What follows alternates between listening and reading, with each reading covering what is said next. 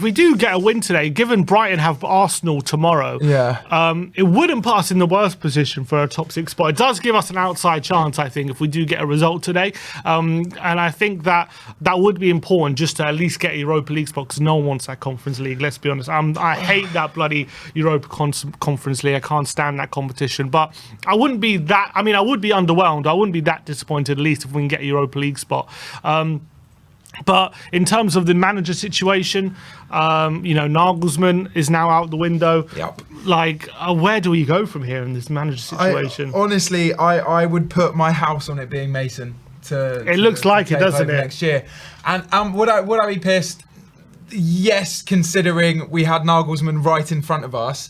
But then again, is he gone? Is it completely out of the woodwork, or is it a case of he's turned around to the club and said, you can't give me answers, I'm backing off, and the club's gone, well, okay, we're just going to tell people that we were never in the race in the first place? I think that's probably the situation at the moment. Just hold that thought, because kickoff is seconds away. Let's get it.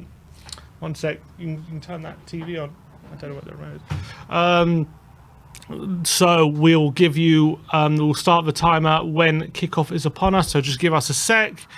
And that's who's that? Harry Kane. We've kicked off. Let's go. We've kicked off. Spurs kicking from right to left here at Villa Park. A sunny Villa Park as well.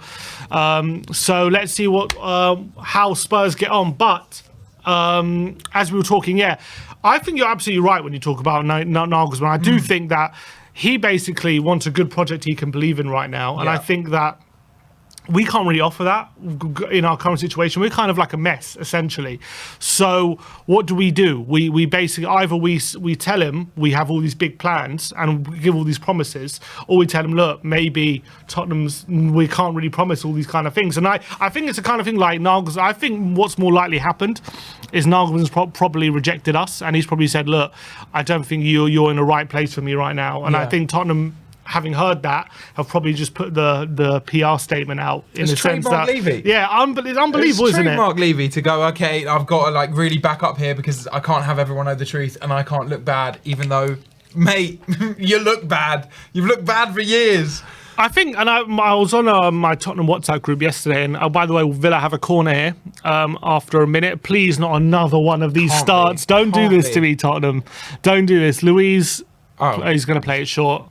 Not even short. That was he's played it. I don't know what he's doing to there. The halfway line. Douglas Luiz is actually known for taking shots from corners, isn't he? He's scored a couple of them this season. And Skip in the box. Here come Villa. Watkins away, and Tottenham on a breakaway.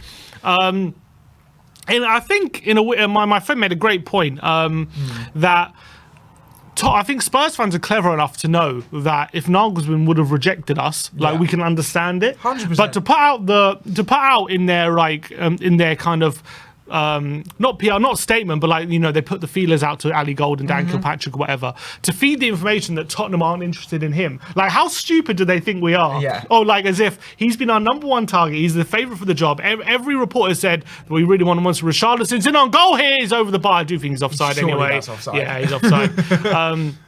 How dumb do they think we are, though, that we think we were never in for Nagelsmann? He was never in contention. Because it's like, if the club then come out and put the feelers out to these journalists and say, we were never interested in the first place, that's going to piss the fans off even more. Why are you not interested in the first place? He's the golden choice.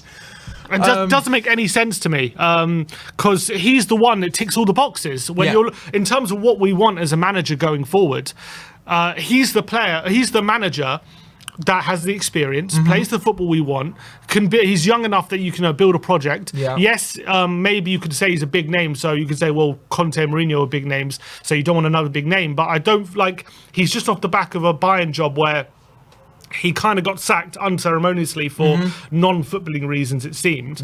So it's not as if this guy at 36 believes he's bigger than Tottenham at that age. I don't believe that. I do believe he would come in and really give everything for the job, unlike maybe Conte and Mourinho, who I do think gave everything, but maybe they just weren't the right fit at the time. There's no real reason I can see why Nagelsmann wouldn't be right for the job.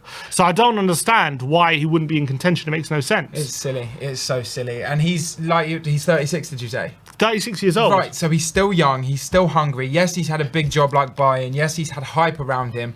And I actually wouldn't go as far as to call him a big name, because that puts him in the same bracket as Jose and Conte and Pep and Klopp and that lot. You can't, because he hasn't got the honours to back it. We currently don't have the honours to back us being a big club. Let's fuse the two together and see what happens. It's just, it's silly. Mind-boggling. It's mind-boggling. So silly. Do you think now, like, I mean, there's a lot of talk at the moment, I mean, with Mason himself saying he feels like he's ready for the permanent job. He said last time he was manager, he felt like I could do a job. Now he says, I know I can do a job.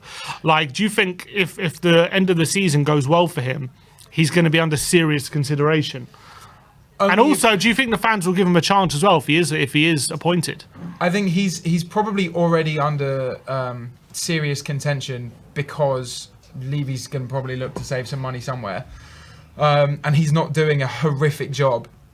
Plus, the geezer's going to have one hell of a halftime team talk if we're 3-0 down to Liverpool and we're 2-0 down to United, and we can come back in both those games. Granted, Liverpool went the way that it did. But what has he said and drilled into those players to make them want to play for him and actually perform in big games and try and grind out results? So I do like Mason. I think he's COYS till he dies. He speaks so well and so highly of the club, even in a situation like the one that we're in. And I watched him on the High Performance podcast, and just the way that he just talks so well, and he's starting to low-key, for me, back his source. I just wouldn't back him to be first-team manager to take over this current situation. Oh, no. Romero's down here. Hopefully it's just precautionary. He doesn't seem too happy, though, at the moment. I like what you're saying about Mason. I do think it's true, and I do think he's backing up what he's saying. With on the pitch, he's changed a few things. He's dropped Eric Dyer. He's put Emerson at right centre back, which a lot of people have been saying this season. So he's backing up what a lot of he says, but the difference between him and like a Guardiola or a Klopp or something like, or even an Arteta, like I feel like they spend years like honing a specific way they want to play and their tactics and stuff like that. We don't know if Mason's on that level and has potential to be on that level, and that's what I'm worried about. And also, is it going to be a case of, because if he's not like our first choice, which I don't think you appoint Mason, because like if things are going well in your managerial searches, but I guess how I'd put it, like at the first sign of trouble, are we just going to sack him? Like if we go on a bad run, like a few losses in a row, and he gets under pressure, like, are we just going to get rid? A bit like Nuno, the first sign of trouble, we just got rid because we knew he was like our 9th choice or whatever it was, ridiculous. So I know like Mason, maybe because he's a Spurs lad, he's like young English manager, maybe he'll get a bit more time from the fans, especially if the football is hopefully better than how it's been the last 4 years. But the hierarchy at the end of the day, they want top 4. At the end of the day, that's what every season we need to be at least in contention for that. And if early doors he's kind of seems like he's out of his depth, is it going to be the case where the hierarchy just let go of him? And that's what I'm worried about. I feel like I'm worried for his future if he takes his job at this point. It's hard because I think Spurs fans, and I've been saying this for however many months now, Spurs fans just need to understand that for the next, I've heard it on this channel said before, the next like 2 years, I disagree. I think we need to be in this 4-5 year period where we have zero expectations. We had such a poor domestic season in the season we got to the Champions League final. The Champions League final really sugarcoated. Oh no. One sec, Villa coming forward. Romero's been quite out of position. Leon Bailey on the right-hand side. He's in the box. He's cut it back, and it's a goal.